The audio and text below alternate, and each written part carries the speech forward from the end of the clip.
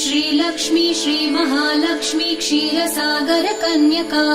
उत्तिष्ठ हरिसम्प्रीते भक्तानां भाग्यदायिनी उत्तिष्ठोत्तिष्ठ श्रीलक्ष्मी विष्णुवक्षस्थलालये उत्तिष्ठ करुणापूर्णे लोकानां शुभदायिनी उत्तिष्ठोत्तिष्ठ श्रीलक्ष्मी विष्णुवक्षस्थलालये उत्तिष्ठ करुणापूर्णे लोकानां शुभदायिनी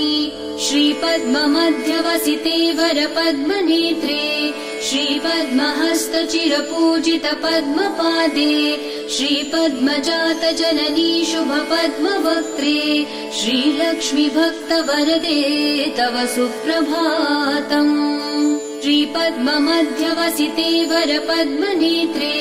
श्रीपद्महस्तचिरपूजित पद्मपादे श्रीपद्मजात जननी शुभपद्मवक्त्रे